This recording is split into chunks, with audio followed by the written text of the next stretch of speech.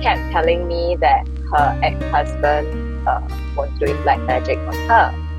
But the doctor had diagnosed her, categorically as having this illness, but she didn't believe. So she never took her medication, so she never got well. So in the end, I had to send her back. So after she went back,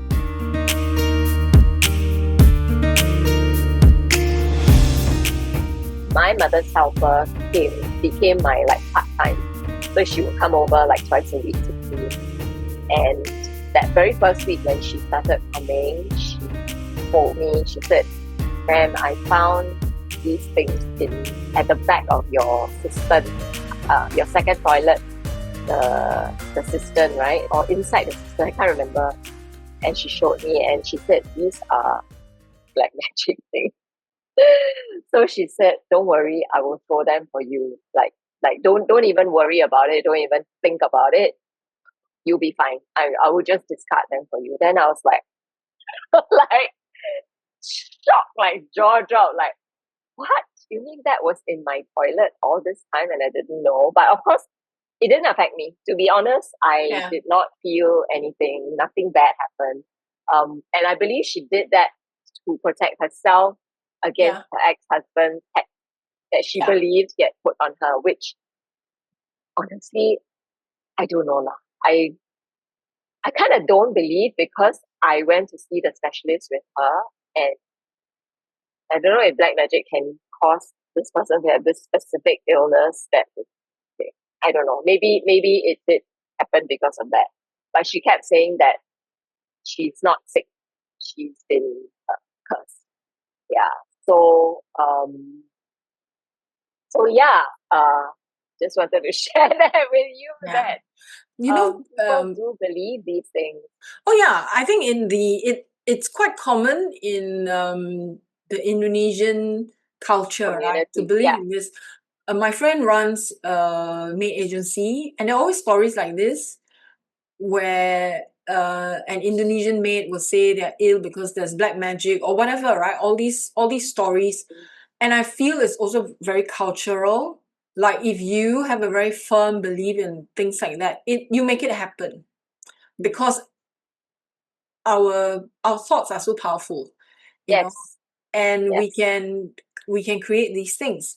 Now, having said that, doesn't mean that these things don't exist. They do exist also. There's a realm where there is dark magic. They do exist, but it really depends, on how much the dark magic can impact us. It's highly dependent on our own mental strength, our own emotional stuff, and I feel intelligence also makes a difference. If we're not very intelligent, we're not well read, we don't have a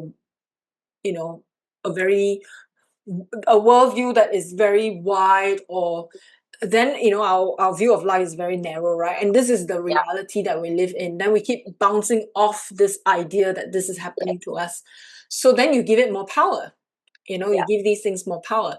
Like I have people ask me, what about the 7-month thing that people believe, right? And I said that's a reality that is created. So when you create that, and when universally everyone believes in that, then you make that happen. That realm does exist. And so the more you feed it, the more it's going to grow, and it becomes like a living entity. And you can't say it doesn't exist. It exists because of what has been created. We created these, with our minds. And whether you're a believer or not, if you know it exists and you kind of play along with it, even, you are giving it energy, and even if you don't believe in it, because it's already there, it also affects you, and I hear that it's not just the Chinese. I think there are other cultures. I think maybe even Indian culture also have their own version of the 7-month. And also, I don't know. Mexicans too, right? I think, Mexicans do. The Day of the Dead. Yeah, so there's a collective consciousness that is contributing to this idea. And when you create this idea, you create a realm, you create a home for these energies, and you make it happen. You say the gates are open, then, of course, then the gates are going to open, right? And so, the argument that some people have is like, oh, so these sort of things only happen in Asia. Then what about Western countries? They don't believe in it. Then doesn't mean they don't have a 7 month. So of course it exists. It's a worldwide phenomena, whether you believe it or not, right? Because it's created by the collective consciousness. And we are really so powerful, right? We create these worlds. Yeah. And yeah. and I often think about, when I think about the idea of energy and the power of our minds, right? I always think about all the cartoons, the movies, everything that is created. Yes, it's on computer. Yes, it is. I mean, it doesn't come out. It doesn't pop out. Doesn't exist in reality, but Yeah, but it does exist. It is a concept that but it lives as a exists. concept. But I do believe that exists in a realm that has been created, right? That we are not conscious of.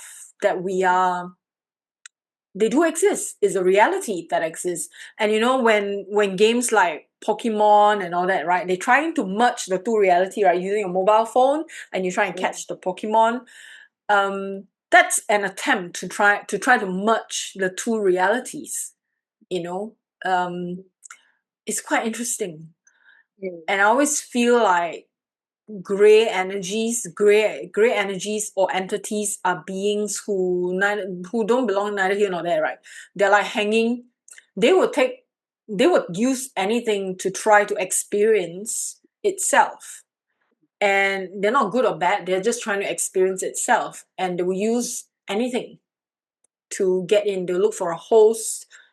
Can be a human host, can be a cartoon host, can be a whatever, right? An animal or whatever. Objects, even. Objects, they look for us to experience itself. And not that they're good or bad in any way. It's just how energy is. Yeah. And I think we're all, just as we believe there's a creator created us, we are also creators. We create things. And these sort of things do have a life on its own, and how much energy we give it, how much we feed it, they can be sustained. Yeah.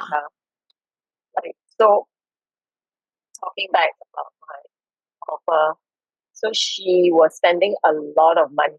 Actually, all her monthly pay just went to the Bomoh, who was supposedly protecting her from the curse, of her ex-husband. And after she had to go back, right, she told me, she said, I'm not going home. I'm not going home to my parents. I'm going back to the Bomoh to live with the Bomoh as his third wife. Oh no. And I said, no. I tried to dissuade. I said, no, go home to your parents. Just take a break. Get well. I said, all this medicine that you didn't take, bring it with you. Go to a doctor there. There was a letter I got the Singapore doctor to write, to describe exactly what her condition is, what she needs, all the medication. I said, go and see a doctor first thing you can. Start getting treatment and get well. Then you think about what you want to do. Don't go to the Bomoh. And she kept saying, no, no, no. He said he will marry me. So I'm gonna go and be his third wife. And I was like, I felt so sad for her because she was actually my mother's helper. So we knew her for years. She was like almost like family. Yeah, and to think that things, became so bad that I had to repatriate her. And she's telling me I want to go and live with this Bomoh and not get treated. And I'm like, you're just gonna get more and more sick. She had this I cannot remember the name of it. It's a very long name where your nerves start uh deteriorating. Your muscles, like your eye muscles, like her eye muscles started weakening. So she kept seeing double. Yeah, and then the doctor said it can hit your throat muscle where you cannot even swallow, you cannot even breathe, your lungs. They can hit her legs. She can just suddenly not be able to walk. So he said the medication is very important. Then you can go into a period of wellness where you don't need any medication. Then it can come back again. So you have to keep monitoring. It's like that. So she didn't want to take anything. So I was thinking, you go and live with this man. And Who's taking advantage of her? I know. I was like, I know my heart was just breaking, but I told myself I can't look after her. Yeah, you can't. Yeah, I just couldn't. And it was so funny. When I told my mom about it, she's like, "What are you waiting for? Send her back." Like my mother was so cut and dried. When I said, "Oh, she's not well," and I brought her to the doctor, my mother gave me this look like, "Send her back. Don't bring the doctor and all that. Like you can't fix her. Just." I'm like, "No, I want to try. If she gets well, then good. We can continue." Yeah, but then my mother said, "I told you so. Send her back." Yeah. It's hard because it's also the culture, right? If Yeah. you are born into a culture that has a very strong belief in something, like, and I mean, she's on foreign land, she's gonna think that, oh, these people don't believe me, right? Yes. So Yes. it's so difficult. It's very Yes. difficult. Yeah. Yes. So she told my friend who came to help pack her stuff that she said, "My man is very kind, but she's very stupid." Yeah, my friend said she told me, "You're very stupid. You don't know what is actually happening to her. You keep Yeah. thinking she's sick, and you keep bringing her to the doctor, and you keep spending a lot of money on her, which is a waste of money, and that's why she thinks you're very stupid." Yeah. I was like, whatever. Yeah. Yeah. I mean, it's hard to know, right? At the end of the Yeah, day, what's I mean, very sad. these sort of black magic stuff have been known to cause people illnesses too. It really True, depends, right? So we true. don't know. And which came first, whether she was unwell first and then this energy thing took over, or it was the other way around. It's hard to know. So Very yeah, sad. you know, Yeah. when we see the world through different eyes, right? Mm, Your reality is just so different. Like how we yeah, interpret events is just yeah, very different. Yeah. right. I also have a friend who actually is this friend that I told you about who got very upset with me over that comment I made. She tells me that she frequently gets spiritual attacks, where she feels very down and then she just feels like she's in a very dark mood and she's very angry and she just hates the whole world, that kind of feeling. Yeah. So now when I think back, perhaps I caught her at that point that day. I don't know. Yeah. Because recently she told me, she said, "Hey, please pray for me. This whole weekend I've been experiencing spiritual attacks." But I didn't ask her exactly like describe it. How does it feel? Whatever. Yeah. Because she told me that when she did many years ago feel like that, the people around her thought she was possessed. But she went for a retreat and she was so nasty to everyone. They all avoided her. And then a day later, she was fine. Everything lifted. And they said, "My gosh, like you started to talk to us." And she said, "Yeah, why?" She wasn't even aware. She said, "Do you know that you were so awful when you first came into the dormitory, because they shared a room. And they said, we didn't dare to talk to you. You look so like, yeah, like there's something wrong with you." Does she have mental So illness? no, I wouldn't I wouldn't say she has mental illness. I mean, sometimes it's a bit mental, but no, not she doesn't have like schizophrenia. She's not bipolar. I At most she may be manic depressive, maybe off and on. Yeah, yeah. Yeah. So People who have that, when they tend to be depressive, they can be hit by their own depression and they can feel down. And oftentimes, I mean, it's not nice for me to say this, but I I will say it even to my clients. I say it's because, you don't want to deal with whatever you are going through, and then you spiritualize it. You call it a spiritual attack, or you call it Mm, you deal with your stuff, mm, and mm. even if it is a spiritual attack, the first place you go to is to heal yourself emotionally, Yeah, because that's your weakest link. And if that's your weak link, then you need to heal that part of yourself, and then the spiritual attacks will stop. absolutely. Yeah. Absolutely. And so, but people often say, oh, it's a spiritual, and then, like, okay, they don't do anything about it. And Yeah, they just blame yeah, it on, like, oh, it's a spiritual attack, what can I do? yeah, yeah. That sort of, That's my life, you know. Yeah, yeah, which then is so disempowering. Then yeah, what's the point of having this gift of being able to see, and the gifts that you have is yeah, there for a reason, right? It yeah. cannot victimize you. And if it victimizes you, that means you're not doing your work. Correct, correct. Yeah, Yeah. yeah, yeah. I have sort of felt that way about her. Like, just go and get healing, you know. I don't know, because she has been widowed, um, fairly young, I guess. Because husband was much older. Yeah.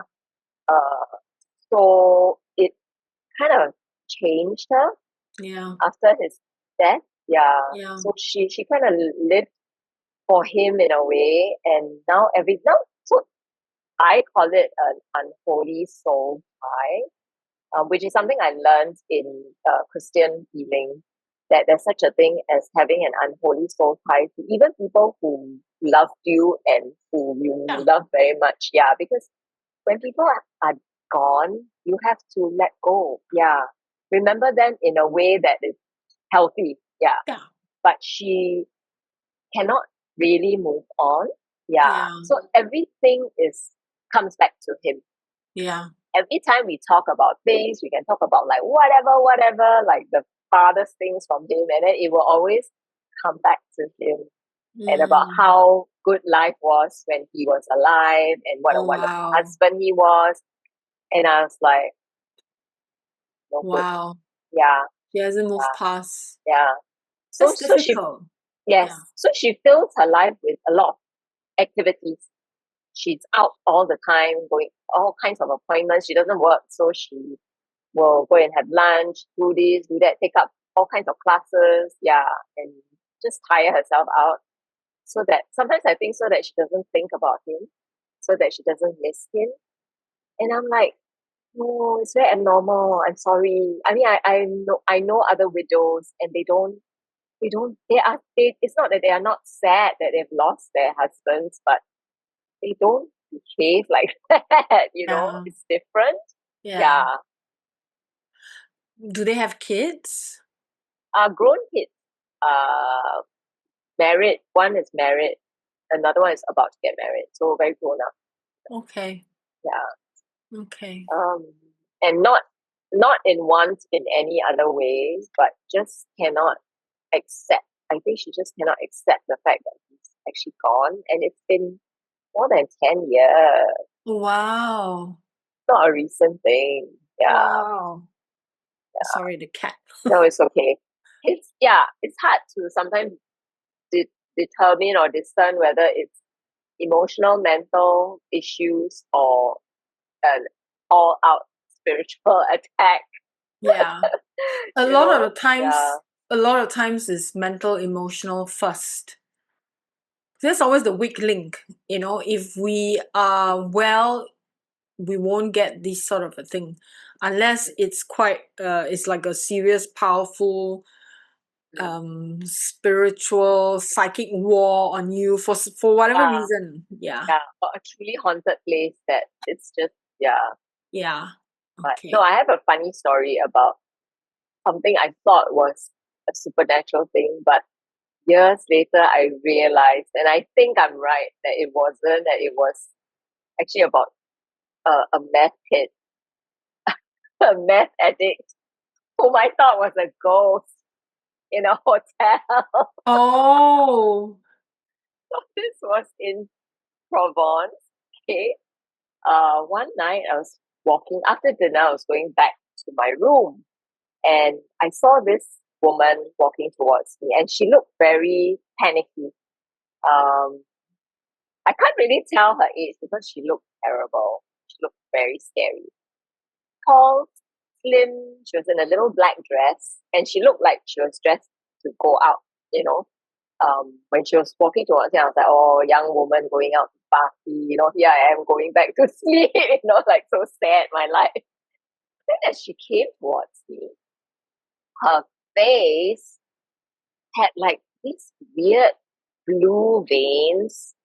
Her eyes were like bloodshot. She looked like, I don't know, like a ghost. Like Mm. how you put, how would you would make up someone to look like someone Yeah. who's a devil, a demon, or whatever. And like when she walked past me, I froze. I was like, "Shh, I'm seeing a ghost." Like, I was really convinced. Then okay, so I kind of walked past this elevator that is not in use anymore. So the actual elevator is like further down where I came up. Okay, this is an unused one, old one. So she went to the elevator and just kept pressing the button. And I was like, okay, why is she doing that? We were told already, when we checked in, don't use this, that's it, this is the old one. It's like, why would Caucasian, by the way. So I looked at her and then she looked at me. I was like, oh, okay, don't mind me. I was like, her face was so scary. And she kept, and I wanted to tell her, Miss, like, you're supposed to use the other. I wanted to, but something just told me, walk on, just go to your room. So I was like, okay, mind my own business. I was like, where's my key? Like panicking, trying to get in. I went in and I was like, that was bad. I sat on my bed. I was feeling like so scared. Like, what if she starts banging on my door or whatever? No. She, and I thought, so weird. Why would someone go out? It was cold. She had a little black dress on, no coat, nothing. And she was panicking, like pressing the thing. I was like, must be a ghost lah, must be a ghost. Why would a normal person go out like that? And why would she use that lift? It sounds like some ghost that something bad happened to her here, and then it's Yeah. repeating like what you say, right? Looping the thing. So I went back to Singapore, told all my friends and colleagues, hey, yeah, I saw this ghost, in Provence, la la la. And then they were all like, oh, so horrified. And it became like a story, Sue's ghost from Provence. Years later, I watched Breaking Bad, which is a series about these meth addicts who cook their own meth, and then how they look when they become addicts. And I was like, gosh, that looks like that woman that I saw. Mm. And it just hit me that she wasn't a ghost. She was a meth addict and she was in some panic state already, like not thinking straight and going out without a coat, obviously desperate for, Yeah. a hit or whatever. Yeah. Yeah. Yeah. So that's my ghost, non-ghost story. I think, when they look that way, they already have one foot in the grave already, So sad, right?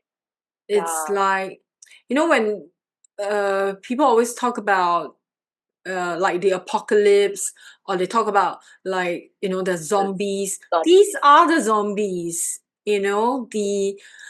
it's scary now in the world that it's so Half dead. easy for them to get their hands on these drugs. Even in Singapore now, it's so easy, from with the vape, right? They can get ketamine on vape, and kids are doing it, and they do very strange things. When that happens, they look like zombies. They are the walking dead, literally. And so we don't need ghost stories, right? This is like the Yeah. reality that Yeah. we're living in. We have Correct. these walking dead. It's Yeah. quite Yeah. quite Yeah. sad, Half dead. Yeah. Yeah, Yeah. Come to think of it, she did look like a zombie. yeah, Yeah, that's why I thought she was a ghost. I was like, you're going out like that. Okay, you've got a nice sexy dress, but your face, like, yeah. like why don't you go out like looking like terrible? Yeah, Yeah. It's really sad when yeah, addictions make people lose all sense of self. Like I think even spiritually, the soul, the spirit is no longer, or is like so hidden, right? so Because there's yeah, no way to wounded. express itself. Yeah, it's like all curled up, like Yeah. yeah, yeah, like It's, those animals that get abused. After a while, they just shut down. yeah. And I think that happens to people, right? Where they Mm, just shut down yeah, and like they're not there anymore. They're just feeding the physical body just to keep it alive, just to get a hit or whatever. But there's nothing else there. yeah. Yeah. And come to think of it, she wasn't wearing shoes. Oh. It's almost like to go out. Yeah. Like, yeah, it's cold. Yeah. It was very cold. Yeah. Yeah. Increasingly common though, these sort of Mm, things. yeah. In America, right, it's really bad. They have the fentanyl coming. They make their own fentanyl, and I think in certain cities in the US is bad. Europe is also getting bad, and now even Singapore, which is supposed to be very strict, right? Yes. It's so Yes. easy now for them to get because you can hide it easily with a vape, and it's small enough, and everything looks like a device. You don't know what the person is carrying. Right. Right. Could be a thumb drive, Exactly. right? Or ear pods or whatever. Yeah. Exactly. Yeah. It's so unfortunately, this is the world that we are. It's truly, like the apocalypse, right? We're Yeah. entering Yeah. that Yeah. era. It's even worse this way because you don't even really realize that it's happening, but it's just creeping in, Yeah. silently. Yeah. And then in the Singapore news, we hear of people vaping in the train, on the train, right, in the car. Immediately these people are not there already because, who in the right mind is going to do that? Knowing that Singapore has cameras everywhere and they still do it, that means they're really Right. not there. Right. Yeah, Right. They're not even thinking. they're not. They're So not. I thought vaping was allowed indoors. No, No, vaping is wasn't that? illegal. Even Ah, vaping is illegal. illegal. Yeah. Oh, okay. So you Okay. can't, even if you vape outdoor, you get caught, you get fined. I think $2,000 or something like that. And so yeah, vaping itself is illegal because it's worse than smoking a cigarette, and you can't really see the effect. You can't really smell it. It disappears, right? The vapor. And now they use the vape for ketamine. Mm. Yeah. And other form of, it's so Mm. easy for kids to get hold of it.